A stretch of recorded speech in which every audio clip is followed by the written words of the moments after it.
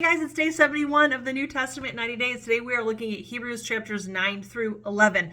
Now, I actually got a little bit ahead of myself yesterday and touched on some things that's actually covered in this section of text. So we'll just do a very basic recap. At the beginning of chapter 9, the author of Hebrews is touching on the tabernacle from the Old Testament. And so essentially that was just a portable building that was a place for God's presence to come and kind of temporarily dwell so that he could be amongst his people. There was also sacrifices that took place in that area, to take care of sin. And so basically the author of Hebrews is showing us how Jesus fulfilled the Old Testament, basically like the role of priest within that sacrificial system. And he also fulfilled the role of sacrifice, the ultimate sacrifice, so that instead of us having to go and consistently, daily, yearly offer sacrifices for our sin, Jesus sacrificed his own body for us one time for the sins of the whole world. And when we place our trust in him, we find forgiveness.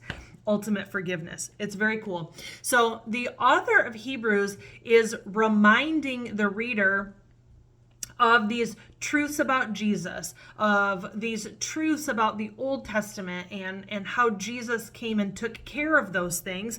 And he's reminding them that God has always had a purpose, and that even though we continue to turn our backs on God, God has never turned his back on us, which is just absolutely beautiful.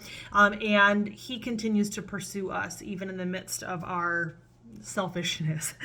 So I don't know this for sure, but I feel as though probably a main reason why the author of Hebrews is trying to remind the reader of these things is because we're so prone to forget. It's so easy for us to get consumed with the things that are going on around us, our daily stressors and frustrations and all of these things. And so we need to remember, we need to be reminded of the truth and reminded of God's working, that he's constantly working all the time. And so that's what really I almost feel like as the author of Hebrews is saying all of these things, what he's really saying is remember.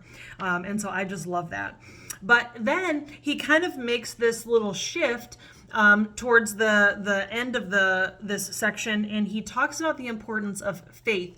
And he gives all these stories of, Abraham had faith when he trusted that he would have a son, and Moses had faith, and Enoch had faith, and all of these people. He just says all of these people were told something by God, and they hadn't experienced it yet, right? They had received some type of a promise from God, and they hadn't experienced the fullness of it, and so they didn't know with 100% certainty that it was going to happen. They hadn't experienced it, but they had faith that God would keep his promise.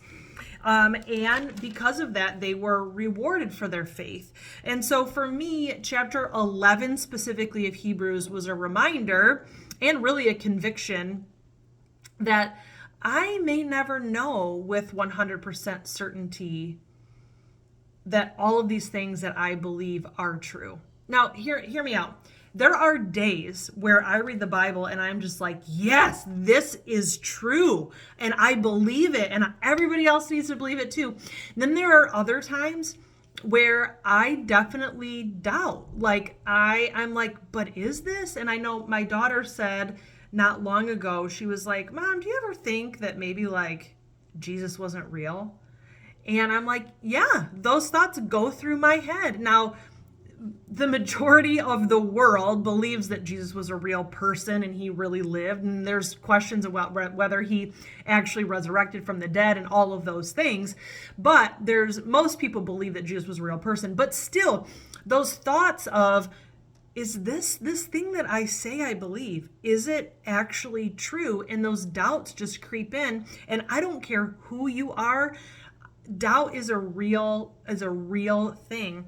And so for me, as I was reading it, it's just almost like God was kind of whispering, Sarah, you don't have to know with certainty. Just have faith. Like all of these other people that I can look back in the Old Testament, I can read all these stories and I can see the outcome for these other people. They couldn't see the outcome, but I could see the outcome. And it's almost like if somebody was writing a story of my life that would be read later on, I want to be one of those people that had faith even when I didn't know 100%. Even when there was questions about, is this Bible, is it true, is it real? Like, I don't know 100% for sure, but I can have faith. I can hope that it is, and I can live my life as though it is. And if the outcome is the same for me as it was for Abraham and Moses and Enoch and all of the prophets in the Old Testament and all of the people that remained faithful to God, then someday, if somebody was looking at my story, then they would be filled with hope and more faith, and they would know that faith is enough for them as well. I hope that makes sense. Anyway, that's kind of what happened in my mind as I was reading this. So a couple verses I wanted to share with you in this vein of faith. It's Hebrews chapter 11. Oh, it's just verse 1 and 2. But it says, faith is the confidence that what we hope for will actually happen. It gives us assurance about things we can't see. And then he says, through their faith, the people in days of old earned a good reputation. It's that kind of idea, like they remained faithful and God was faithful to them because they remained faithful to him. And Anyway, I just thought that was really, really cool. I just wanted to share that with you. I don't know.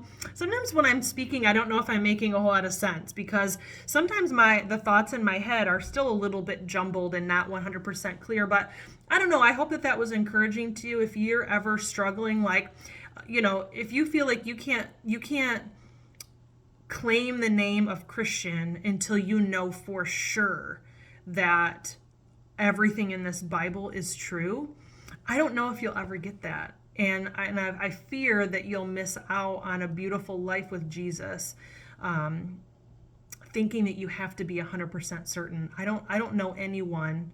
I've never come into contact with anyone that is 100% zero doubt certain. But we have faith. We have confidence that what we hope for is true.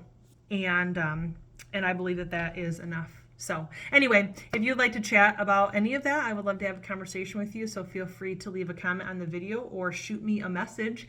And if I don't hear from you today, I will see you tomorrow as we finish off the book of Hebrews. Bye, guys.